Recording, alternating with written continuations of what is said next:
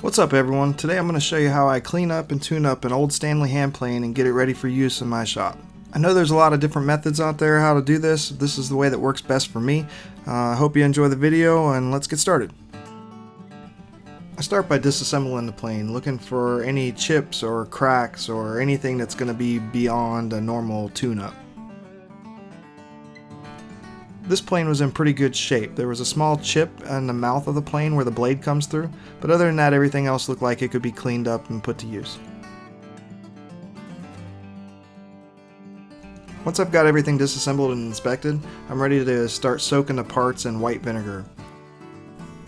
The vinegar does a great job in breaking down all the rust, so I'll put all the metal parts into a small container and fill it up with vinegar and let it soak for 5 to 6 hours.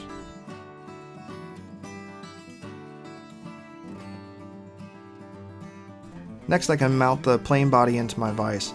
I'm going to clean up the mouth of the plane with a file. I'm going to get rid of the little chip that I found earlier in the corner and smooth out all the edges. It looks like this plane had been cleaned up once before and there was some additional paint added, so I'm going to take it to the wire wheel and start cleaning all that off.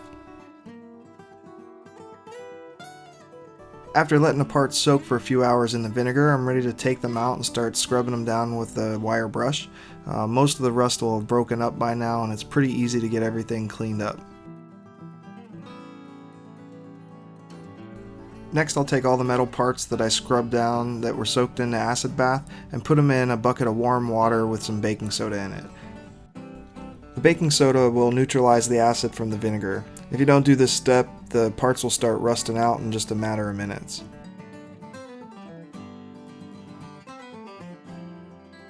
I'm going to add a coat of paint to the plane body, so I'm masking off all the areas that the frog's going to come in contact with.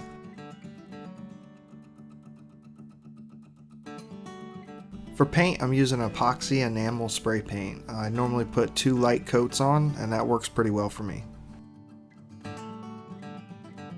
After the paint's had a few hours to dry, I'll remove all the masking and take some sandpaper and clean up all the areas where I didn't mask off well enough.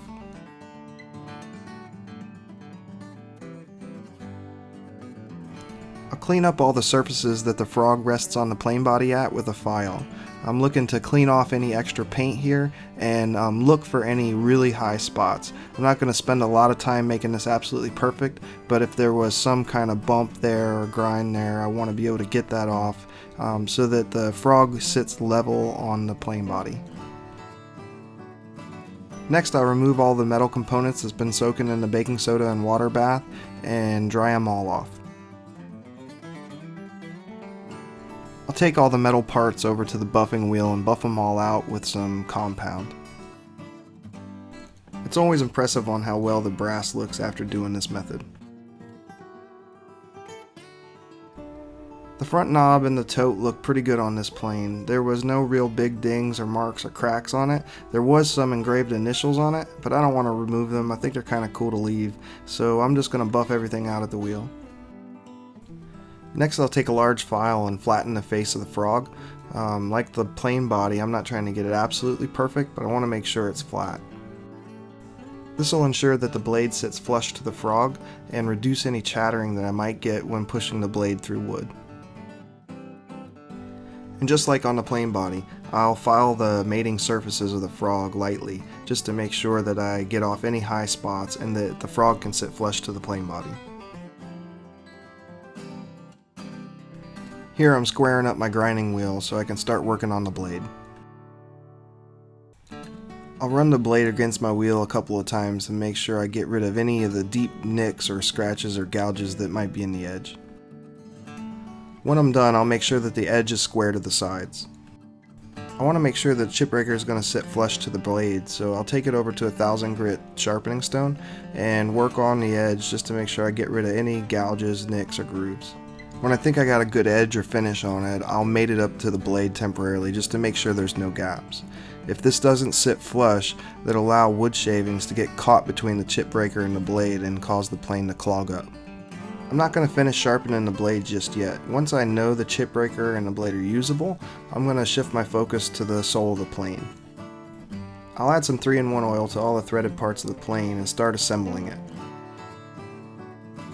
Since all these parts have been stripped down, I make sure that I get a light coat of oil on all the metal parts. I use the adjustment screw on the back of the frog to get the frog roughly in place.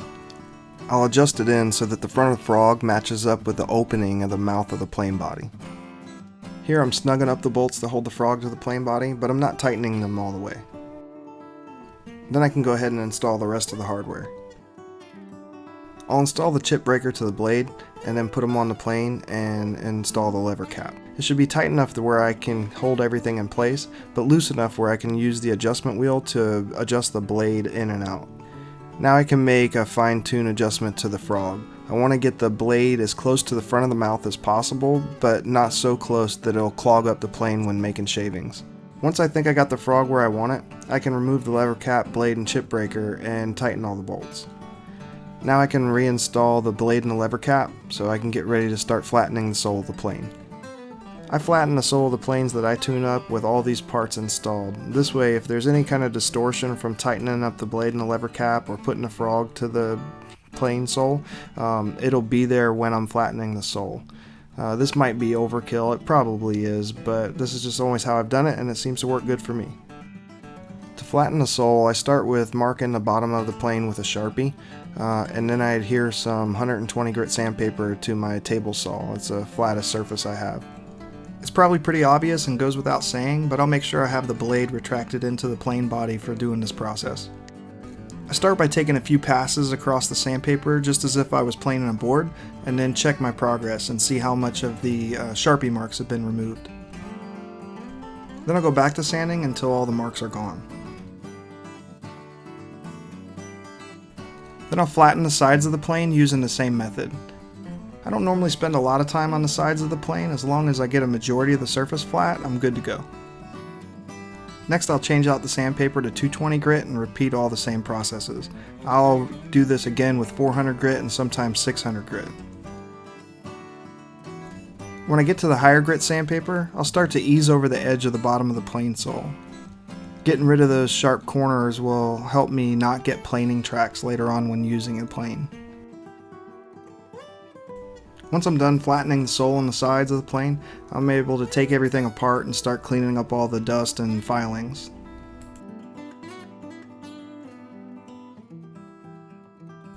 Next I'm going to work on sharpening the plane blade. A good angle for a bevel down plane like this is 25 degrees.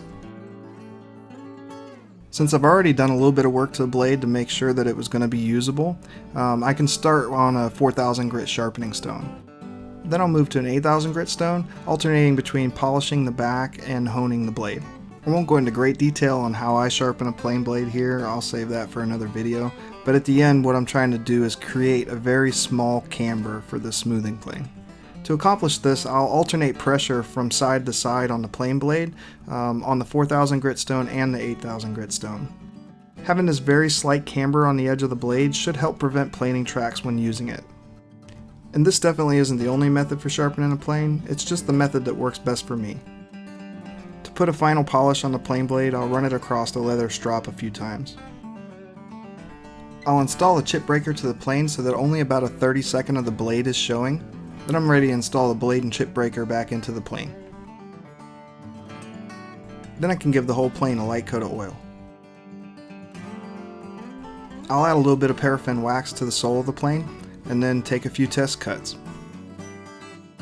Then that's it, this plane's ready to go. It should last another 80 to 100 years. I hope you guys liked this video and I hope you found it somewhat useful, and if you did, hit the like button, and please subscribe to the channel. Thanks!